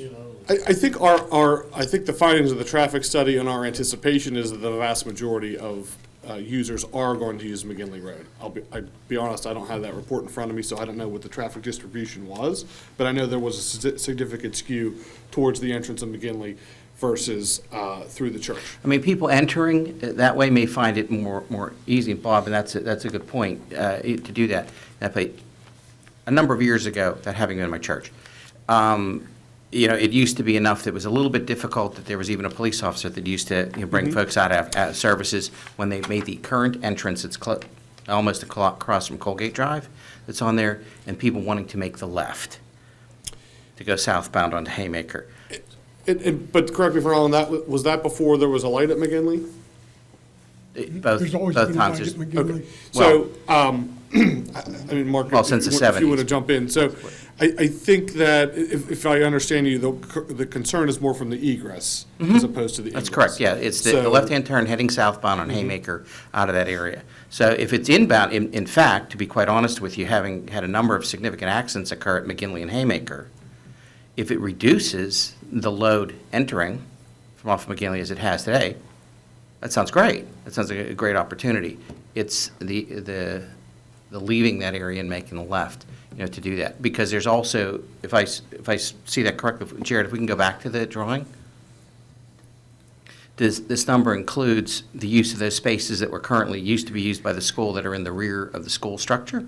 you don't have them shaded on here too, but I assume there's, from the two drawings, I can't tell if there's an elevation difference or not, but there's the part in the top of that where it's shaded? Yes, They that's are, correct. they are at the same So they're elevation. contiguous, okay. So you're adding, it's great, adding more spaces in that place as well, too. So if people come northbound onto Haymaker and enter into there, that's better than folks that come northbound and have to make the right onto McGinley and drive up to the old Westinghouse property. So that's a reduction on it. It's the southbound piece of that. I mean, I think it'd be, Yeah. Personally, I'd want to see no left turn coming out of the church property and all left turns made from McGinley. So that request would be basically about where my finger is here. Well, 1 second. yeah, yeah. So Yeah. here, there would be a no left turn sign Both- there. Both curb cuts. Or is one just incoming? One's the incoming. Okay. Currently, that's how it's, Well, I'd say no left turns from, those driving, all left turns from McGinley. So no, I think that'd be a lot safer. no, that's different, Bob, than what I'm talking about. I'm talking about the left turn out of the old church property. Yeah. Yeah. Paul, was there something Paul had? Well, before we get, Yeah. before we get too far into the weeds with that, either of the Pauls, Haymaker, who controls traffic ingress and egress on Haymaker? County. The county. So there's been a traffic study, and did the traffic study recommend any traffic restrictions? No, no changes. Okay. And the county, I'm assuming, has seen it? County has not reviewed it. Okay. Because there was no change to the driveways. Oh, okay, okay, There was a change to the driveways, the county would have to review it. okay. So what I'm asking is just a request or a courtesy for operational, not a structural change in your plan. So on behalf of AHN, we're very interested in working with Monroeville to get the parking lot Yeah, improved. absolutely. We relied heavily on the traffic impact study that we hired Trans Associates, and it was reviewed by GR, correct? We had found and had even contemplated one way at one time and a single out. We had the traffic consultants review that, and then also this two-way, McGinley, and possibly a one-way. And they had recommended this as being the best suited to have minimal impact on how that area flows. Albeit, there still is a new access to Haymaker, as you described. If there needs to be some limit set to that, we're very interested in trying to get this approved for our use. And I'd say AHN would be open to discussing. And so two things just to follow up on that, Mark, is, again, as Mark mentioned, we did analyze this a couple different ways, looking at one-way arrangements and things like that. And based on the traffic study and the trip distribution, again, it was kind of discussed internally that people aren't going to want to wait to make a left-hand turn out of here at the existing church entrance, and they would be better served to go to the light where they know that they're going to make a left. So that's, we felt that would kind of self-regulate. You know, people are only going to want to sit at this driveway a couple of times before they say, hey, I'm just going to just go to the light every time. Again, that's not enforcement, that's just kind of a common sense approach. But, you know, as Mark said, I think we would consider putting a sign there, but I think I might request that we evaluate how the parking lot operates before we would install that sign. Yeah, it'd So I'd be say great. we would leave it open, and then we could revisit that, you know, at some point in time. Truthfully, over many years of being at that church and school, I never, when I tried to make a left to go south, I never would come out that entrance by the church. I'd go up to the light because it's just easier. Yeah, so like I said, I think it'll end up self-regulating in that way, but, you know, if the municipality still determines that it's necessary, I think that's something I we mean, could. we appreciate you went through the traffic study, we appreciate you met the requirements. I'm not trying to put any additional burden on you at all from that. It was just a conversation that had come up when we were working on another piece of property that was across the street in a zoning change, you know, to do that, and recognizing that the McGinley Road, and that's, you know, my area, I drove through it all the time. The McGinley turn-in, it's a busy place at shift change, you know, because it not only affects, you know, predominantly, of course, Forbes, But then, when we picked up, there's a nursing home down the street, and now a rehab center that's increased, and now the traffic's kind of back up again. And I understand it's been a real hardship for you guys to bus and move people, and, bad weather and all that stuff from the space that you're renting at the old Westinghouse site. And it's great that you have it. I mean, it's terrific. Are there any concerns of people walking across? Yeah, so we have I provided. figured there was more to your presentation, so I'm sorry. No, you're. Just derailed it. That was my intention. No, that's perfectly fine. So we are providing sidewalks along this portion of the property down to the main hospital entrance, and are proposing a new crosswalk and a sidewalk connection that doesn't presently exist to facilitate those pedestrians. You could have stop signs at all exits? Yes, there are stop signs proposed at the exit here, yes. Answer another question. Is this parcel on the tax rolls at this point? Do you know? I think it is on the tax rolls right now, yeah, it is. Yeah, I can't personally. Yeah, answer because that. it doesn't have any nonprofit use right now. Okay, thank you. It's going to be a little bit of work because it does drop off. That's where the old Stations at the Cross used to be. The parking lot too. So it kind of goes down the hill and continues down almost to the Yep, rehab and center. I'll kind of elaborate on that on the next slide. So yeah, in fact, a previous alternative looked at bringing a driveway opposite the main entrance, and there was just too much slope to navigate there. So we decided to move everything up to the existing entrance. This allows us to have a surface stormwater management area here on the eastern side of the lot. We have all new stormwater management. We do have lighting, emergency call boxes, 2 emergency call boxes in the parking lot. And, I showed you earlier. Cameras, the landscape. security cameras. Yep. So, and we have, again, with the new zoning ordinance, there's requirements for interior landscape islands and so forth, and that's all being provided as well.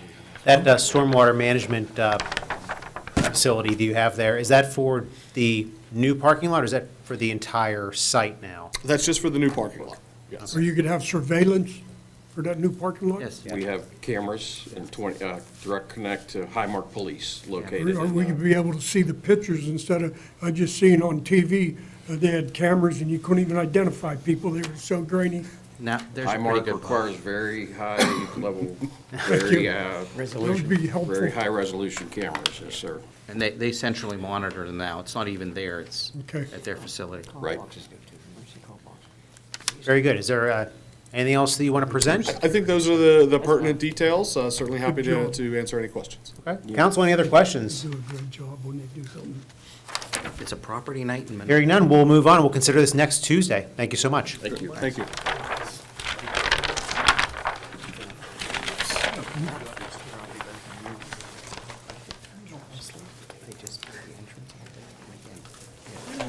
You still do- Can I have 5 minutes? We can do 5 minutes? Yes, please. We're just going to take a 5-minute recess for the stenographer. Thank you. And we have our last applicant waiting patiently, so we'll be back in 5 minutes.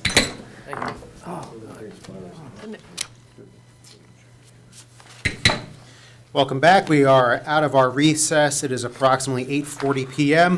Moving along our agenda, we have 23-5-SUB Reclamation Church. We also have 23-7-ST for the same applicant.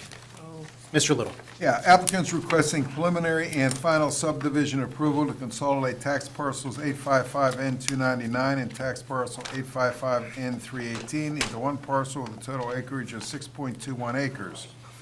Property is located at 285 St. Martin's Drive in the R11 Family Residential Zoning District and the C2 Business Commercial Zoning District. Planning Commission has recommended approval. This is just a subdivision, and Council, what we can do, we have on the second part of this, applicants requesting site plan approval to construct 92 space parking lots and 3,068 square foot building addition and associated site amenities. The property is located at 285 St. Martin's Drive, known as tax parcel ID 855N318 in the R1 Family Residential Zoning District. Planning Commission also recommended approval to this application. And these are certainly two separate things, obviously, but they are the same project. So just to consolidate them, I'm sure you can just discuss both as you go through your explanation. If you could just introduce yourself. Sure. My name is John Swearingen. I'm with the firm of Farringer McCarty Gray. We are the site civils of record for the proposed improvements. Welcome. Thank you. If you just want to go on with your presentation. Sure. I'm going to, like you said, they're kind of blended, the two, because we need to do one because of the other. So, orientation, same. So we've got Reclamation Church right off of St. Martin's Drive, but it's most notable from the cross that actually faces the Parkway East. So as you're traveling eastbound on the Parkway and heading towards Monroeville, you can see a cross on the side of the building. That is Reclamation Church. Off of St. Martin's Drive, actually, where it essentially terminates because of the construction of the Parkway, we actually have a driveway that winds its way up through the site, and it terminates at what I would consider the front of the building, but it faces, the back of the building would essentially face the Parkway. And the front of the building actually faces the middle school that's in the process of being renovated, just for another aid in orientation.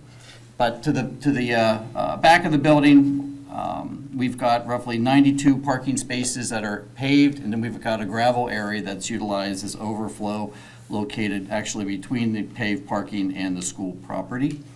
The consolidation that we are requesting actually pertains to us taking this larger part, or this smaller parcel here, and attaching it to the larger parcel that actually holds the church proper.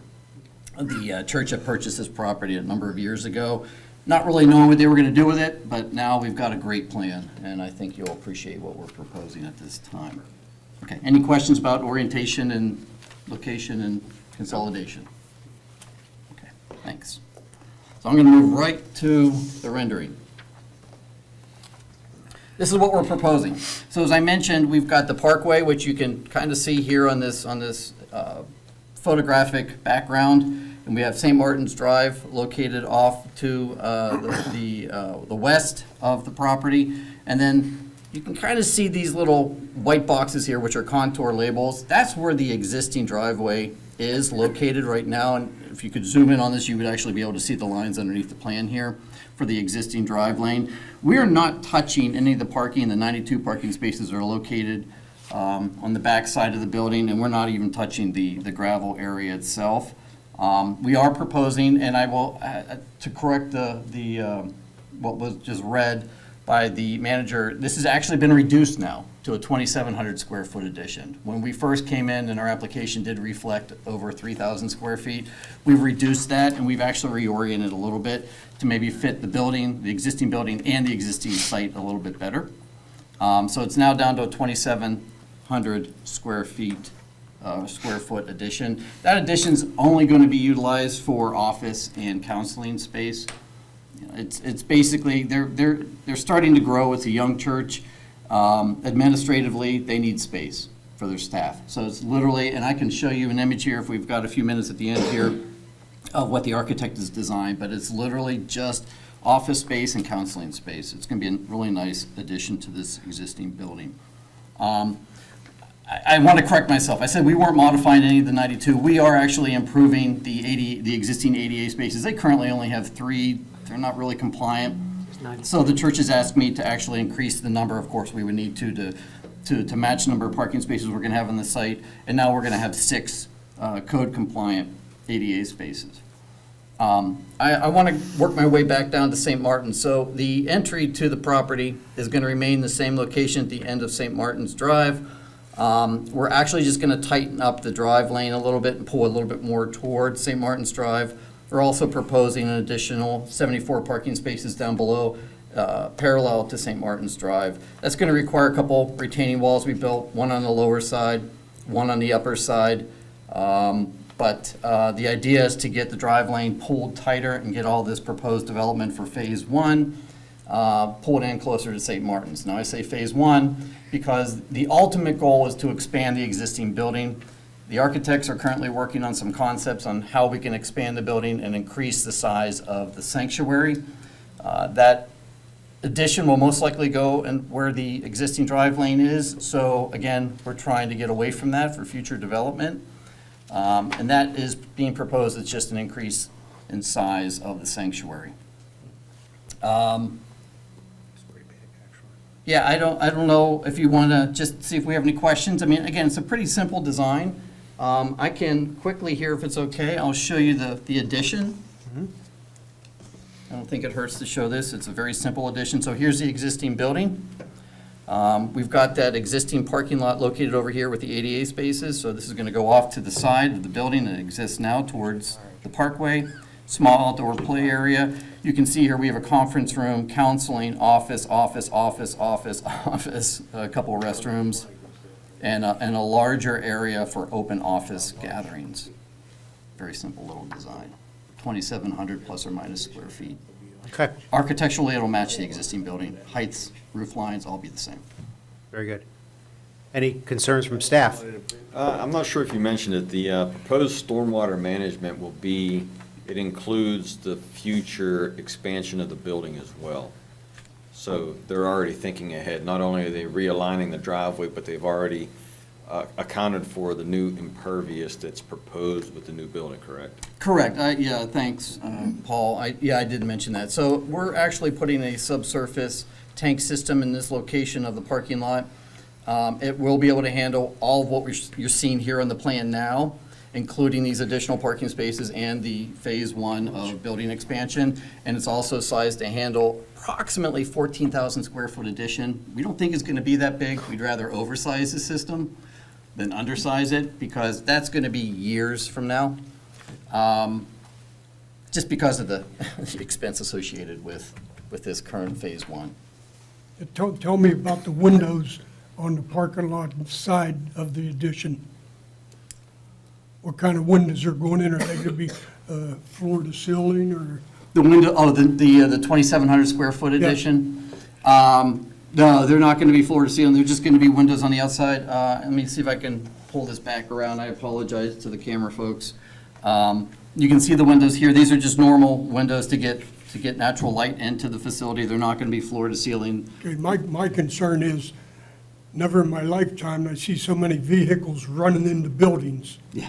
Is there going to be some kind of Deterrent?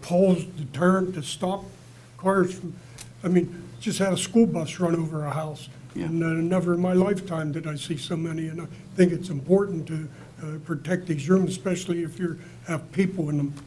So are you referring to traffic from the parkway? No. From the Traffic parking from the lot? parking lot. There's no parking actually toward the building. All the parking is actually away from the building. It actually winds its way around. So the drive lane actually goes past this addition.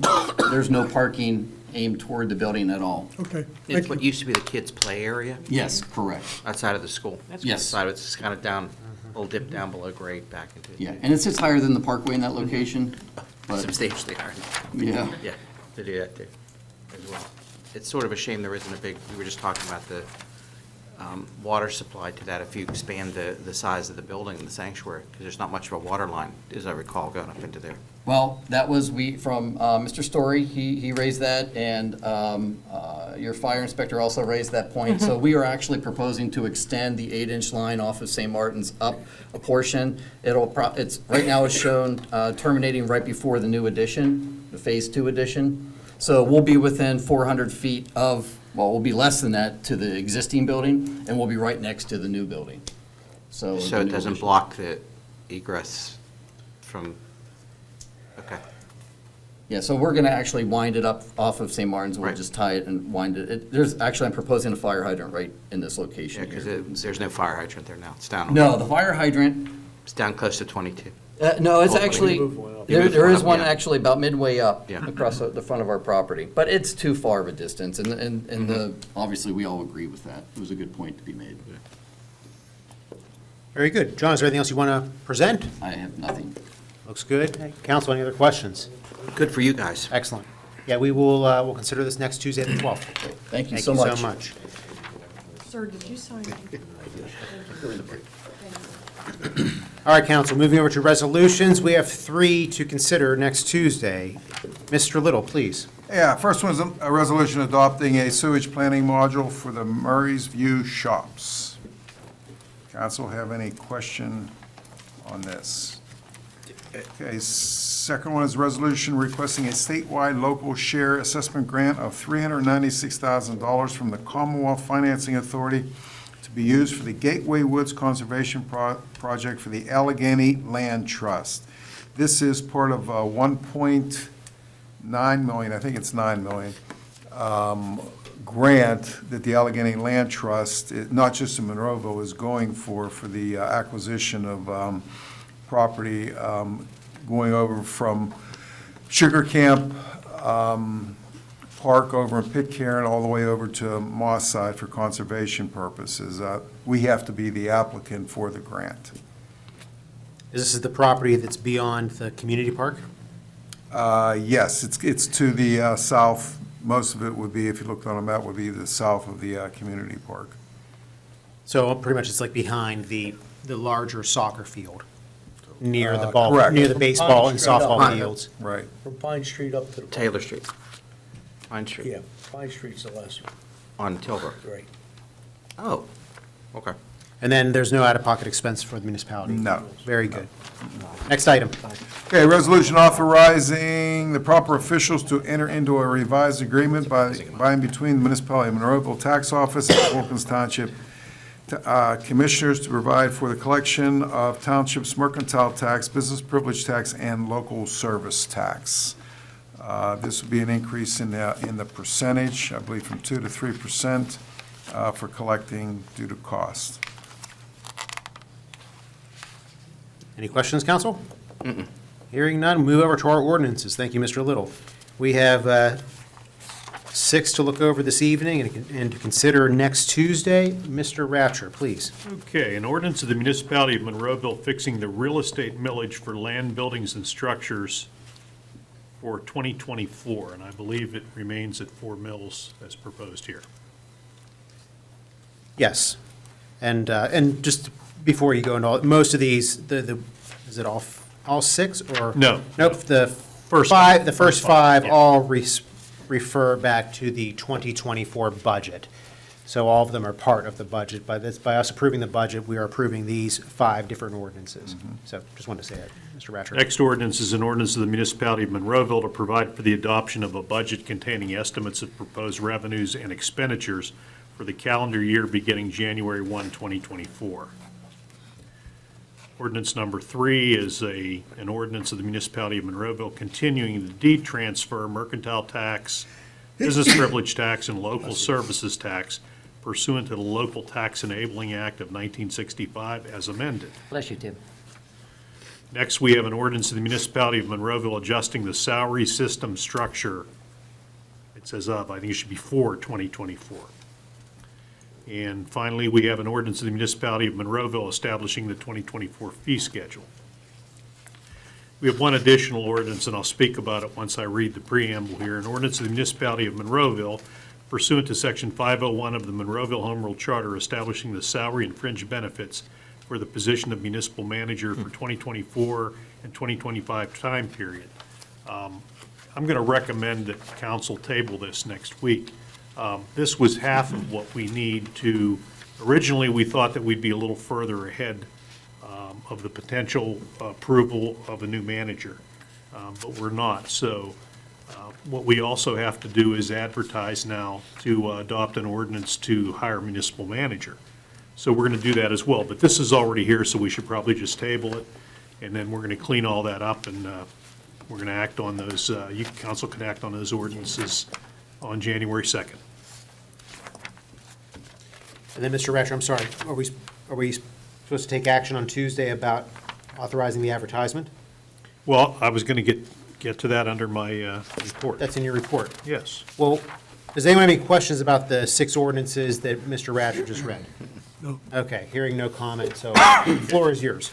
And so the one piece of the puzzle that we don't have relative to the new municipal manager is an ordinance that we have to publicly advertise to actually appoint the manager.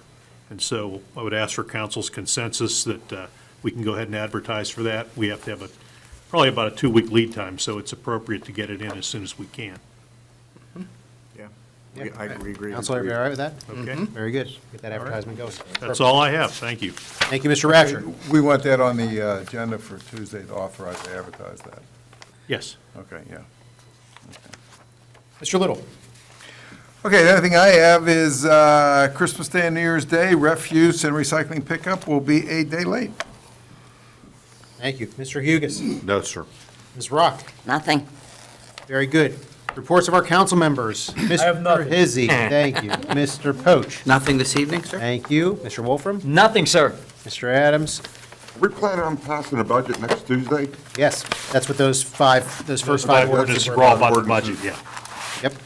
And the capital projects for next year are covered under the 24 budget. No. There's a transfer. Oh, there's just a transfer, which we have $1 million transfer, which all of that goes for the road program. But our five-year capital, that isn't covering any of Five-year it. capital is a different animal that should be evaluated by council. A lot of the numbers have to be changed. And that should be the first project that should be adopted in 2024. Okay. Maybe Tuesday, Tim, could you maybe, we could review the different type of loans and what it's going to cost the municipality for, I could give you a copy of all that, what we reviewed, but those numbers are going to change too because of the interest rate. So, Are they ever? all right. right. Yeah, I I just know, wanted to get it out to the public, you know, what a 15-year, 20-year, 25-year bond is going to cost. yeah, I mean, that, Mike, that should all be revisited totally because that's been, when I talked to public financial management, I mean, I can't even remember, that's going back over a year ago when we considered that. So all those numbers have changed, and a lot of the numbers in the capital improvement program, that should be the first and foremost project that should be dealt with and passed in the summer of '24. Okay, Capital improvement program. that's all I have. Okay, thank you. Mr. Williams. It means my life was threatened if I'm too long. So the only thing I'll say is visit the senior center for the Christmas season. There's a lot of good things going on there, and I'll hold it at that. Thank you. Thank you, Mr. Williams. Mr. Biondo. I am going to be long. I apologize. This is my last meeting of the year, so I got a few things. Jared, you want to do Winter Wonderland? I just want to remind everybody, the Santa event is on Saturday, December 9th at the community park from 10 to 12. It's a drive-through event where the kids will get to see Santa. And next is Holiday Lights. There's the Holiday Lights flyer. If you are interested in it, there's a QR code you can scan there. There's a number of different categories. We're asking for nominations for each of them. The nominations are due, I believe it's Friday, December the 8th. We're nominating for each of the categories this year. Also, there's letters to Santa. Bob Williams reminded me that those are due. If your kids want to write to Santa, you can drop it in the mailbox here. There's one at the library in the children's room as well that you can drop it off at. I am not sure when those are due, when you have to have those in, but Santa will get you a reply if you drop one off to Santa. And the last couple things I have is Steve. This is my last meeting. It's been a pleasure working with you. Thanks for everything you've done. You've helped me out a lot too. I appreciate it, Steve. I think so. Thank you. Thank you. And also Tim. I've probably known you the least of anybody up here, but everything you've done has been great. You've really provided us wisdom. The people in Monroeville really don't know a lot of what goes on behind the scenes. Tim has been the one steering the ship here for a long time. I think a lot of us in the community really take somebody like a municipal manager for granted, and Tim has done a great job throughout the years. And thank you for your service. That's the first rule of a municipal manager. Well, thank you for your service, Tim, and Merry Christmas, Happy Holidays, whatever you celebrate. I hope you have a wonderful holiday and Happy New Year. Well, Dennis, it was a pleasure working with you. No, Thank you. sincerely. Dennis. Thank you. Great. Dennis, well said. And with that, I'm going to seek a motion to adjourn. Motion to adjourn. Second? Is there a second? Second. Anyone? Is everybody in favor? Can I close this meeting? Yes. All right, very good. Thank you and good night. Meeting's adjourned. Yeah, but it'll still be. Don't forget your candy now, I got.